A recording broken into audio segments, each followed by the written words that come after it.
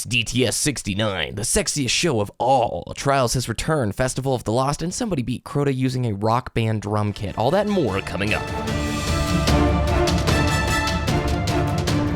You're listening to Destiny the Show. Welcome, Guardians.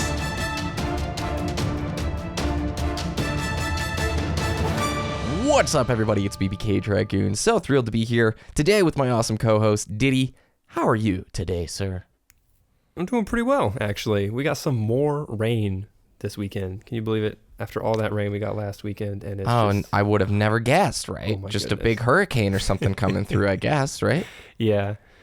Excellent. Yeah. What'd you do this week? It's been cold, and this week, I stayed in, played a lot of Halo, I'll be honest. Yeah. So here's our 1.5 minutes to talk about Halo 5. What'd you think? How was your experience there? I felt like I was drunk the whole time. I've been playing. I played too much Destiny. Well, no, that's not true. I played the right amount of Destiny this last year, and probably 2 games of Halo before Halo 5 launched in 2015. So I felt terrible. I played Team Slayer first, and I was like, I don't understand this game anymore. But I stuck with it, and I ranked Onyx and SWAT after my placement matches. Very nice. Seems to be a common occurrence because there's not a lot of people who play SWAT. But glad I placed there, and I've said it once, and I'll say it again. I don't know if I said it on the podcast, but I'd like to try and get higher in SWAT. Champion on Halo 5. Yes. Yeah. All right. Well, let's see it. I'll keep checking in each week. I enjoyed it this last few days of playing. Got Diamond in both Team Arena and Team Slayer, and Onyx in both FFA and SWAT. And I definitely agree, if you're not somebody who put time into the beta, it's going to be a bit of shell shock coming into Halo 5 because it's just dramatically different from Halo 4 and exceptionally different from Halo 2 and Halo 3. I think it's a great sandbox. I love the balance and the weapon and the feel of everything. I think they could benefit from some more social playlists being added to the game. Having basically all 4v4 game types being ranked, and boy, this is the sweatiest Halo ever. 100% all about win-loss all the time, unless Warzone. Now Warzone, let's just take a second and tie this into Destiny. Warzone in Halo 5 is a 24-person game type, 12 versus 12, and you're versing the other team to capture 3 bases on the map, and they have enemy AI opponents, like basically elites or Promethean enemies that'll spawn somewhere into the map. And if you kill them, you earn extra points for your team. I loved this game mode. I was coming into it thinking I was not going to like it at all. And I was just thinking, oh my gosh, Destiny would be perfect for a game type like Warzone. Did you try it, or have you seen any of it? I've only seen Warzone played. I've never played it myself, actually, but 12v12, if we put 12 Guardians against 12 Guardians on a map like First Light, that's a pretty big map, and then you just spawned in Fallen and Hive and Cabal and Vex. I almost forgot the races in Destiny for a second. If you just could spawn those in for your team or fighting against them, hell yeah. I want to spawn Atheon to fight for my side. Let's do it. It's a great game type idea, and it's almost the equivalent of putting 4 First Lights together. The maps are really big, and the bases are pretty spread out, but the thing is that keeps it not like, a Planet Side 2 where you grab a base and you try and hold it for the next 45 minutes. They put those AI outside of the bases on exterior places on the map. That gets the Spartans out of the map and pushing towards these objectives. It directs traffic. It's a really well-crafted game mode, and it would be so stinking perfect for Destiny.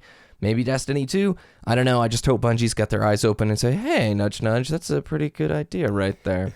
What'd you do in the world of Destiny before we hop into the news? Nothing.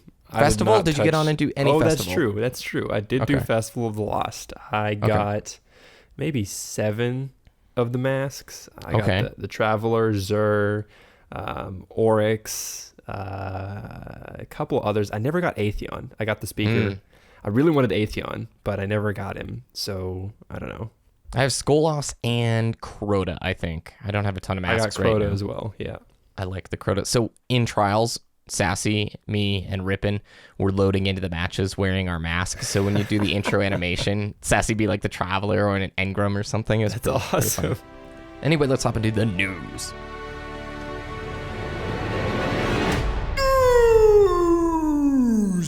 Did you send me the first link? It's insane. What is it, and how did this guy do this? Remember that game called Rock Band? Yes. Well, someone who still has the Rock Band drum controller beat Crota solo using the Rock Band controller to move around. And that's all ridiculous. That's ridiculous. Didn't you joke about this in our Skype chat? I probably did. I think it is like dibs to somebody or props to somebody who does this first. How did he do it? So he programmed the Rock Band drums to obviously move around, but he also programmed it so that when he hit one of the drum pads, he would turn one way, and then another drum pad, he would look up, another one, he would look down, and then he would turn the other way with the other one. And it's the only way he did this, the only way he was successful, is by using the exotic Raise Lighter sword. Okay. So one uppercut, we talked about this before. Yeah. One uppercut downs Crota. In normal mode, I think he would, because he picked up the Chalice of Light, that's right. So it's his normal mode Crota, one uppercut from his Raise Lighter, picks up the Crota sword, and then does the slams, and he did it in one sword, so props to this dude. Well done. Going for the single cycle. The video for that is available on our website, destinytheshow.com. The weekly update arrived, and we were talking a little bit earlier about the Festival of the Lost. For somebody who hasn't logged into Destiny or looked online at all this last week, Ditty, what is Festival of the Lost? Why is it pretty cool, and how long is it sticking around? It's this special event in the tower where you go to, I think it's Eva Levante who starts it off. Yes. And she gives you a mask, this candy bag, or this bag for treasures, and you kind of go trick-or-treating around the tower. Yeah. You go to the different vendors and they give you these candies or these different items that, help you complete these little quote-unquote quests. Yeah. And then once you go around all the tower, Eva Levante says, hey, now that you have some masks of people in the Destiny universe, complete a quest with that mask. And then you get some more items. It's pretty cool. So the tower itself was completely redecorated. This arrived this previous Monday. So if you're listening to the show, it's like a week ago.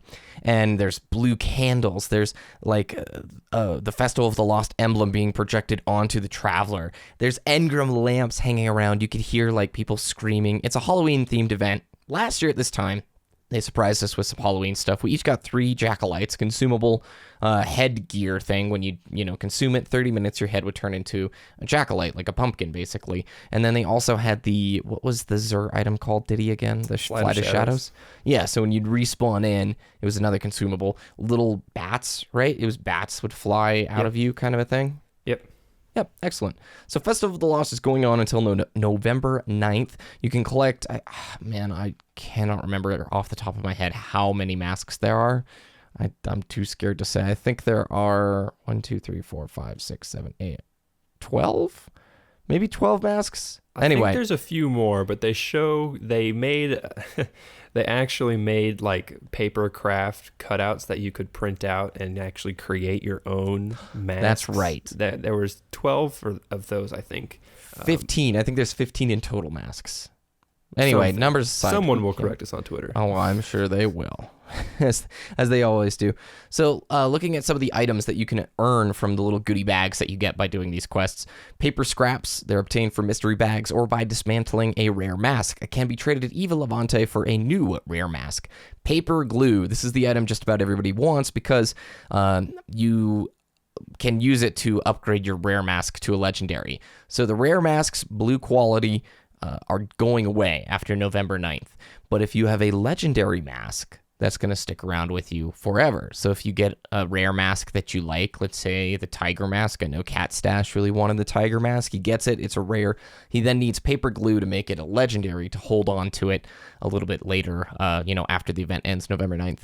They have salty engrams, sugary engrams, sour engrams, and they all do little different things, like increasing the development of upgradable primary weapons for a short time. That's the salty engram. You can earn Flight of Shadows. They have tiny boxes of raisins, and we don't know what these do yet. People are speculating, since they don't do anything that is very obvious right now, maybe like next year or sometime down the road, it'll be like, you're going to need 5 tiny boxes of raisins, okay? Maybe? All right. A lot of funny things. Glimmer Chew, Void Fizz, Chocolate Strange Coins, Dark Deliciousness that dissolves into glimmer as you defeat Cabal. Fruit Motes, these chewy treats generate glimmer as you fight the Fallen. What a charming event, right, man? Yeah, it's just something unexpected, and it's something that, showcases the what the live team does at Bungie. You know, this is a live event in the tower, and it's just something that you could access these items by purchasing little treasure boxes with real money, the silver that you can purchase, but they're also all accessible through playing the game. And it's just something showcasing what the live team at Bungie does, you know. I think it was really cool. Yeah, looking at that microtransaction, they brought 3 new emotes to the table. The really long new one that's only available on next gen was 700 silver, which is $7. Zombie dance is what it was. It's the thriller dance, and it's a really cool emote, but it is $7. Monster dance, which was 500 silver, and boo, which is where you jump and go boo, and that was 300 silver. Pretty cool, like, additional emotes. And the things you were talking about, treasures of the lost. So you could purchase these to sort of speed up the process. In these bags, you would get a guaranteed random legendary mask, and then you could get glue, a jacklight, flight of shadows, skull mask, random candy, or paper scraps. One bag was 200 silver, and you could get 6 for 900 silver. So, like, $2 for one of those bags. Didn't buy a single one of them because you can basically earn everything in this event by just playing the game and filling up those candy satchels. And the way you did that was going into PvE, putting on your mask, or PvP, and getting kills. Didn't take all that long to fill up the bags, but there is a bit of controversy, kind of, not controversy, but what would you call it? A little bit of uneasiness from the community about the fact that you can basically, it's not pay to win, but it's pay to skip the event and just buy bags of candy for these masks. What is the other side of the argument, Ditty? Like, just kind of frame this for us. I mean, I'm of the mindset, you know, I don't know. So, like, what am I trying to say? Items that you can earn, let me see. Items that are available in the game by either purchasing it or playing the game, and they have no statistical value, right? They are just cosmetic. They don't really add any game-breaking gameplay mechanics to them. I don't have a problem with that. Yep, and these masks have no stats, by the way. So if you put it on, you're dropping light pretty quick. Yeah, so they have 0 defense light, 0 stat, right? Nothing. They just allow you to get more glimmer. And what do you really buy with glimmer anyways in the game? Not much, you know, maybe upgrading a weapon, but that's harmless to me. It's the microtransactions that they're showcasing thus far, funding the live action team, the live development team at Bungie. It makes no difference to me because, you know, I want to support the game and I want more events like this. So personally, yeah, I'm definitely okay with these microtransactions. Yep. No gameplay effect at all, just new fun events like this. I'm all for it.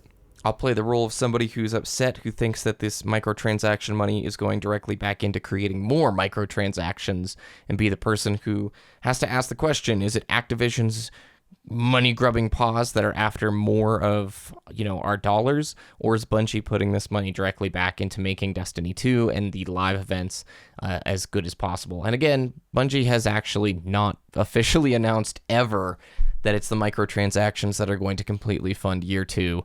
So that's just the rumor we've been going off of now for so long. They've not come out and said, hey, that's not the right thing. You know, that's what you guys are talking about in printing. That's not true at all. So we're kind of, you know, can we say it's kind of an accepted belief in the community? Yeah, I would say so. All right, enough of Festival of the Lost. Weekly update, Trials of Osiris is back. Minimum light level of 251. The recommended light is 290. And now you actually get the Trials gear rewards at the end of the match. So you remember at the previous Trials, you would complete your card, go back to Brother Vance, and then earn your 3-win reward, a 5-win reward, and a 7-win reward. Is that correct? Yes. Those just drop at the end of the match. So I had a flawless run this week with Sassy and Rippin'. Shoutouts. You guys backpacked me hard. You had mentioned feeling like drunk when you're playing Halo 5. Yeah. It was rough. Going from Halo 5, like a full week of Halo 5, right into Trials. We didn't play any other Destiny. My quote of the event is Rippin' asking mid-match, how do you reload? It was so bad. I self-res so many times thinking I was sprinting because A is sprint on my Halo 5 button layout. So it's like, it was funny. It was a good trials run. But the few things are different, right? Not only do you get the rewards at the end of the match, so after the 7th win, you'll just get, like this week, it was the scout rifle, the inward lamp, I think it is, which is a pretty cool scout rifle, to be honest. It just shows up at the end of the match. When you buy your trials card, you now need to activate the boons before you do any trials whatsoever. So what are the boons, Ditty? The boons are consumables. I guess now they're just additions onto the trials card that will help you reach that flawless victory some more. Are they any different? I know I didn't touch trials. Same. It forgives a loss. It gives you an extra win. And what was the other one? There's a third. A win at the start of your trials. Yeah. Passage. Okay. Yeah. So essentially, you'll want to activate these for an easier 9 passage. So you have to purchase the boons. Blah blah blah. I think you match. There we go. So you match with people who are on the same amount of wins as you. In the previous Trials of Osiris, the game was trying to just match you with the best connection possible. There was no skill matching. But now Trials looks for other people who are on a similar level of wins as you. So if I'm at 7 wins, I should be fighting against a team who has 7 wins. Is that correct?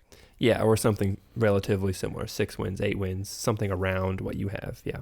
It was noticeable. It was very noticeable. The first few matches were easy, and then it got progressively harder. And we got a little bit lucky in our trials run. We had a couple of people disconnect near the end, like the 7th and 8th match. So we did get a little bit, I guess, lucky there. But a few interesting things that I don't know if the system's working 100% as intended. When we got past the 5-win mark, we started playing teams who had already been to the Lighthouse and were using their new Year 2 Adept gear. From what I thought, once you reach the Lighthouse, you can continue playing Trials. It's just on the same card. I would think that they would be playing other people who've already been to the Lighthouse, you know? Yeah, it could be they were using different characters and they just swapped their stuff over. That's very true. But I didn't even think about that. You know, hey, it's still possible. Once you get up there, I guess once you pass 5, you're more than halfway to the Lighthouse, so they want to match you with more difficult parties or fire teams. So I think it would kind of make sense, the fact that, you know, people have already been to the Lighthouse. They have 9+ wins on their passage. We're going to give people a run for their money. It's going to be more difficult. You know, maybe that might not be very fair, but I think it's definitely possible. They intended to basically make the event harder because there was the Sherpa effect. You know, there was a lot of teams who would go on the LFG site. People would actually pay a Sherpa to try and take them to the Lighthouse. So if you had a really highly skilled player who's like, hey, join my party, I'll get you to the Lighthouse, no big deal. And that was becoming pretty common. And they wanted to combat that. Trials is supposed to be this endgame activity. That is a lot of prestige with it. It takes a lot of effort and, you know, skill to get your way all the way to the Lighthouse. I think this is a good change overall, matching players who are at a similar win level as you, because they want it just as badly. So that's my 2 cents on it. Did you get any trials in? I did not at all. That's okay. Well, we might try and do some before Tuesday gets here together. Additionally, I forgot to mention this. Festival of the Lost brought with it a new PvP map, Cathedral of Dusk, and this was that's right. Just kind of like sneaked into the game right there. I have not played it. I've heard it's kind of fresh because it's a larger map. Now, that could be totally wrong because I haven't played it. If any of you played it this week, please let me know with a tweet, and I'd love to read and see about it because it just hasn't come up in the rotation just yet for me. But overall, that's pretty stinking cool. What did they do with the actual masks, Ditty? Did they have, like, PDF versions that you could print and make your own? Yeah, I think I mentioned this a little bit earlier in the show. They actually... Bungie provided cutouts, papercraft cutouts for you to print out. You needed a certain size of paper, though, and you could print it out and wear it for Halloween this past weekend. I thought that was really cool for Bungie, you know? Oh my gosh, I people need to made see their that. own Oryx masks or Atheon masks, and they were just wearing them around in their house, and that was really cool. That's an awesome little idea. Raid challenge modes. We've talked about them a long time ago. What did Luke Smith tweet out this week, Ditty, and why does it have everybody excited? Luke Smith said, raid challenges are not currently active. Final 3 fragments are among the rewards. More info in several weeks. So challenge modes were data mined a long time ago. What are they for somebody who doesn't know? And again, we're kind of speculating on all this because we don't know the official details on challenge modes yet. Right. They're just modifiers to the raid to make it more difficult, hence the name challenge. And those 3 fragments are calcified fragments. Those 3 have yet to be found. So were there 2 more calcified fragments in hard mode? Because I thought we only knew where 45 were, right? I don't know exactly. Aura from the Pineapple Boys would know for sure. We should have done our research beforehand.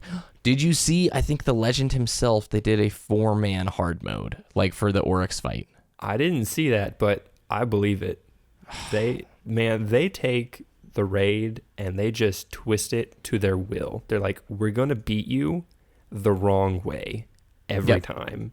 Every single time. So going back to Trials, I think a while before the gear was actually in the game, we had kind of reported that the Year 2 Trials gear was the same archetype as Year 1. That is not actually true. While the weapon frames are the same, the visuals are different, and they have different stats, essentially. You know, the inward lamp is not the same as the Scholar. Reflection Sum is not the exact same as the Messenger, which is something Ditty very craftily and very smartly pointed out before I stuck my foot further into my mouth.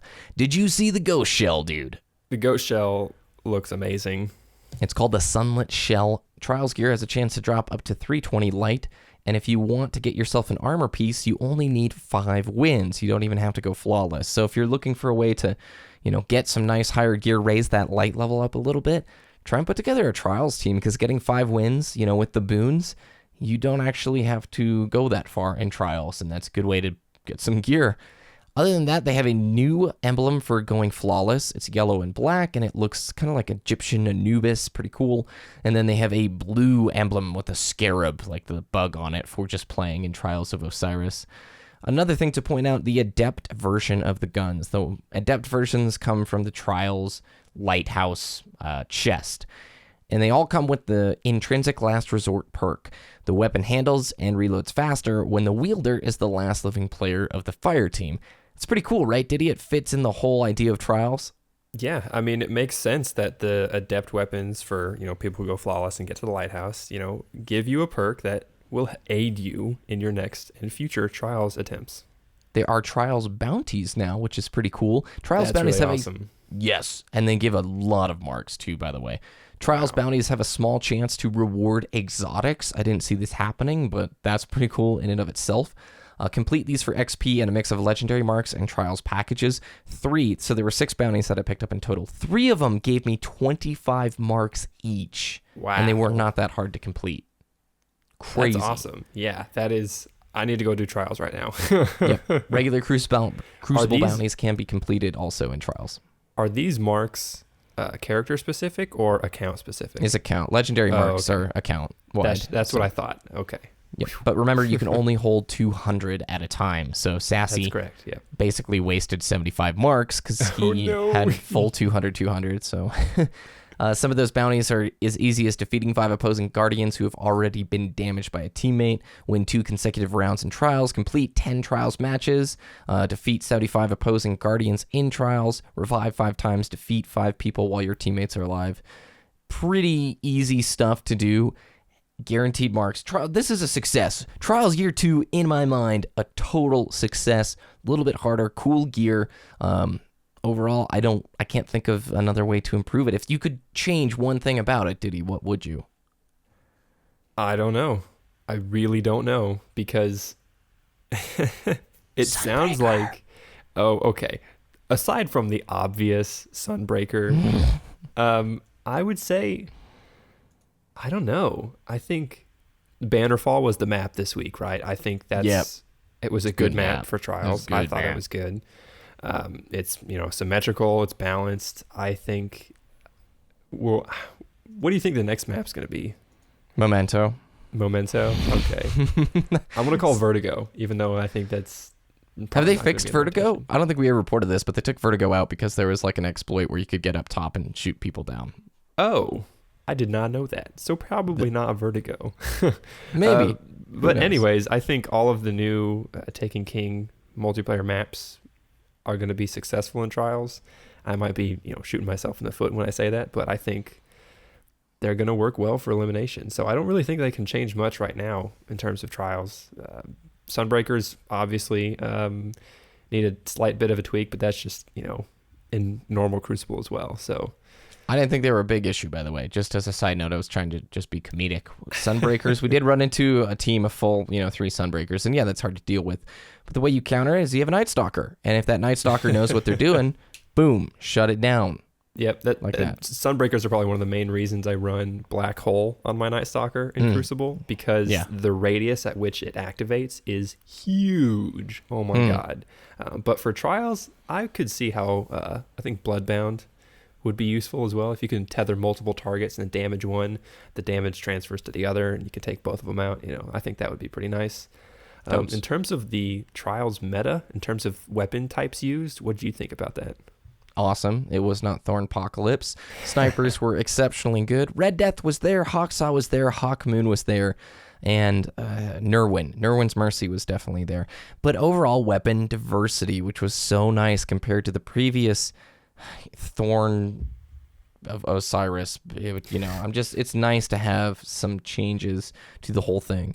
If I could complain about something silly, that Luck in the Chamber sniper Irene, the one I use, getting a one-hit body kill should never happen, I don't think. But it's pretty common in Trials. It was good. I can't think of a whole lot else, to change, and well done. Bravo. It came from Twitter! The part of the show where we read your tweets and questions here. As a side note, guys, we're going to do a Q&A. It came from Twitter next week. So if you have any questions for Ditty, myself, or about the show in general, please tweet it to us at Destiny the Show, and we'll probably put out one tweet, saying we're doing a Q&A, and you can just reply to that tweet, or you can tweet us just outright. First up, at Ramsey99.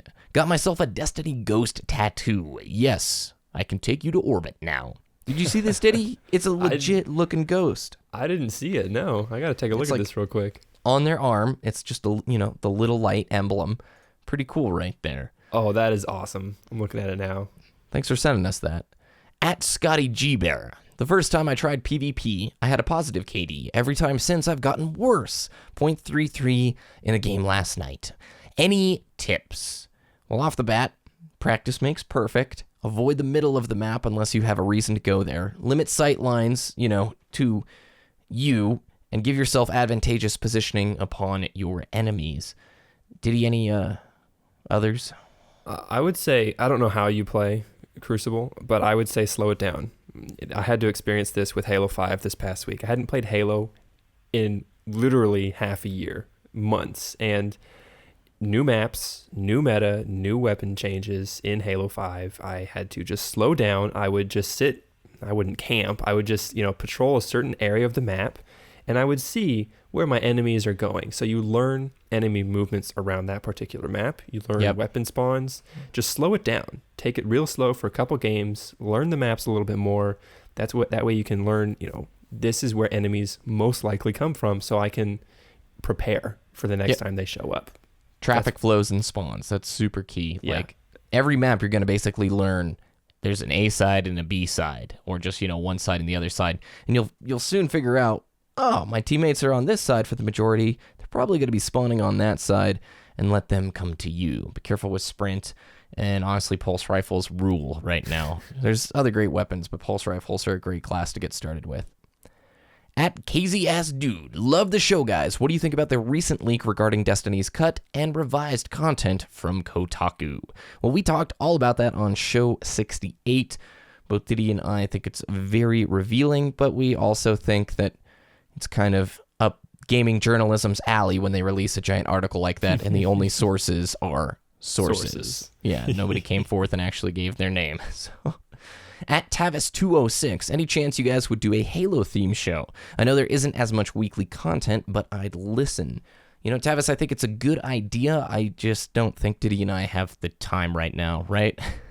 Yeah, I mean, I got a job. I don't think I ever officially announced this on the show, but I finally got a full-time job, so my playtime has gone from 20 hours a week to 5. Yeah. It changes quick, and our focus right now is on Destiny the show, but it's a good idea, and it's something that, we might look into in the future, maybe as just a special one-off kind of a thing. Yeah, I mean, maybe in the Q&A show next week, maybe some of you will ask us about some of our YouTube and Halo backgrounds. Hint. Yeah. Oh, well done. Well done. Subtle. At G. Dewerson. OMG, did Destiny give me a WoW-style holiday event? In a way, I'm freaking out. This game is just beyond great. Yeah, it's like the Dark Moon Fair. WoW has these kind of festivals that are really cool, and I want to see Destiny do more of it. I want to see there be a Christmas one, too. So, yeah, Christmas event. I'm all over that. Let's do it.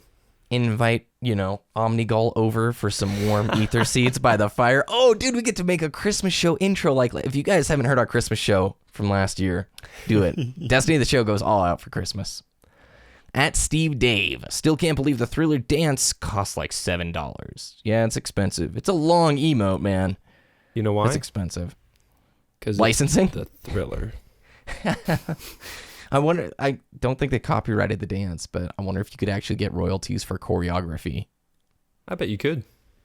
At IZDine007. Okay, guys, I don't get the 30-minute thing. Why such a short podcast? There are so many things I would love you guys to discuss. I sense that you gentlemen have much more to say, but you're constraining yourselves to such a tight time crunch. Why? Well, thank you. We appreciate, we do have a lot that we'd like to say. 30 minutes is important to both of us since we're both working people. Keeping the show tidy and accessible, that's like one of our priorities. When we were making Destiny the show, we really wanted to have this be a quick way for somebody to hop in, maybe listen to 10 to 15 minutes of the news, and if they wanted to stick around and hear discussion, they could. We've been in the works for other Twitch content and other ideas for longer form discussions that you'll probably start seeing pretty soon.